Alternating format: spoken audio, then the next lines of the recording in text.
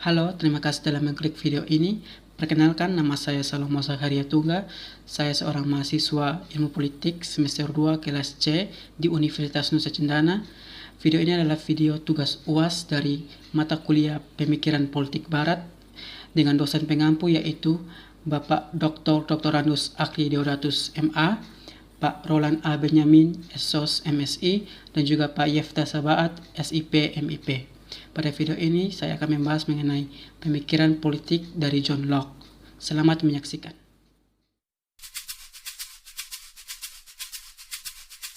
Pertama saya ingin memulai dengan biografi singkat dari John Locke. Jadi John Locke lahir di Warrington, Inggris pada tanggal 29 Agustus 1632. John Locke lahir di sebuah masa di mana Inggris sedang mengalami sebuah revolusi politik yang besar-besaran. Hal ini ditandai dengan terjadinya perang saudara Inggris antara Parlemen Inggris dengan Kerajaan Inggris. Ibu dari John Locke, yaitu Agnes King, meninggal ketika John Locke masih bayi. Jadi John Locke dibesarkan oleh ayahnya yang merupakan seorang pengacara. Namun ketika perang saudara Inggris pecah, ayah John Locke ditugaskan menjadi seorang kapten di pasukan berkuda atau pasukan cavalry oleh Parlemen Inggris. Komandan dari pasukan berkuda itu sendiri adalah Alexander Popham, yang kebetulan juga adalah seorang anggota parlemen. Hal ini sangat menguntungkan bagi John Locke, karena ayah John Locke dan Alexander Popham sangat mengenal satu sama lain. Jadi, John Locke diperbolehkan bersekolah di Westminster School di London pada tahun 1647. Dari Westminster School, John Locke melanjutkan studinya ke Christ Church, Oxford pada tahun 1652 di umurnya yang masih 20 tahun. Di Oxford, John Locke mengambil pendidikan medis dan berencana untuk menjadi seorang dokter. Namun, rencananya tersebut berubah ketika ia bertemu dengan seorang politisi Yunani bernama Anthony Ashley Cooper. Pada waktu itu, Anthony Ashley Cooper datang ke Inggris, ke Oxford, untuk mencari seseorang yang bisa menyembuhkan penyakit hatinya. Pada saat itulah ia bertemu dengan John Locke. Setelah itu, Cooper menyarankan John Locke untuk pindah ke London dan menjadi bagian dari rumah tangganya. Dari sinilah Locke mulai berpartisipasi dalam debat-debat ilmiah. Setelah itu, John Locke mulai mengembangkan pemikiran-pemikiran ilmiah tentang politik. John Locke meninggal pada tanggal 28 Oktober 1704. Ia lalu dimakamkan di sebuah desa yang bernama Highclere. Selanjutnya, langsung saja kita membahas mengenai pemikiran politik dari John Locke.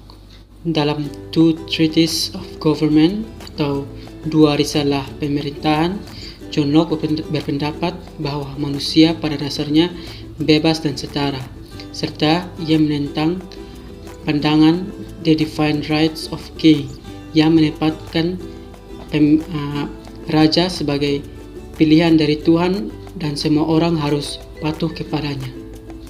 John Locke juga berargumen bahwa setiap orang memiliki suatu hak fundamental atau hak natural, yaitu hak hidup, hak kebebasan, dan hak kepemilikan.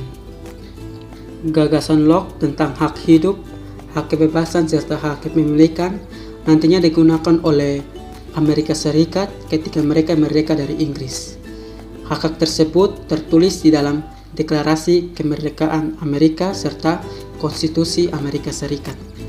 Locke juga berpendapat bahwa dalam suatu negara ada yang namanya kontrak sosial, di mana setiap masyarakat memberikan sebagian dari hak-hak mereka kepada pemerintah agar pemerintah dapat memberikan pada masyarakat suatu jaminan untuk melindungi hak-hak mereka yang lain, seperti hak hidup, hak kebebasan, dan hak kepemilikan, serta juga menjamin suatu kestabilan sosial. Jadi kesimpulan dari kontrak sosial tersebut adalah pemerintah ada atas persetujuan dari rakyat dan untuk melindungi hak-hak rakyat, serta menjamin ketentraman. Pemerintah yang gagal melakukan hal-hal tersebut dapat ditentang dan diganti dengan pemerintahan yang baru. Dalam A Letter Concerning Toleration atau Surat Mengenai Toleransi, Locke memiliki pandangan bahwa dalam suatu negara, masyarakat dapat memilih agama mereka sendiri dan penguasa tidak dapat memaksa masyarakatnya untuk mengikuti agamanya. Perlu diketahui bahwa pada saat itu di Eropa, agama dari sang raja atau agama dari sang pemimpin dijadikan sebagai agama nasional dan setiap masyarakat harus mengikutinya. Locke sangat menentang hal ini dan berpendapat bahwa setiap orang bebas memilih agama mereka sendiri dan pilihan yang berbeda itu harus dihargai oleh semua orang. Pemikiran John Locke yang terakhir adalah pemisahan agama dan negara. Menurut Locke, negara dan agama itu memiliki tujuan dan wewenang yang berbeda.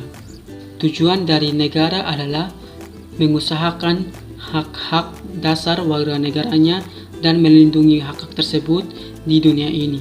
Sedangkan tujuan agama adalah untuk mengusahakan keselamatan jiwa manusia di dunia akhirat. Jadi, negara memiliki tujuan atau wewenang di kehidupan duniawi, sedangkan agama memiliki tujuan dan wewenang di kehidupan spiritual. Selain itu, agama adalah urusan pribadi, sedangkan negara adalah urusan masyarakat umum. Pemisahan antara negara dan agama ini harus ditegaskan dan masing-masing tidak boleh mencampuri urusan yang lain. Negara tidak boleh mencampuri urusan agama dan sebaliknya agama tidak boleh mencampuri urusan negara. Kita sudah berada di penghujung video ini. Akhir kata saya ingin mengucapkan terima kasih sebanyak-banyaknya karena telah menonton video ini. Semoga video ini dapat bermanfaat bagi pembelajaran teman-teman sekalian. Dan saya juga ingin mengucapkan permohonan maaf yang sebesar-besarnya jika dalam video ini saya melakukan kesalahan atau kekeliruan. Sekali lagi terima kasih dan sampai jumpa.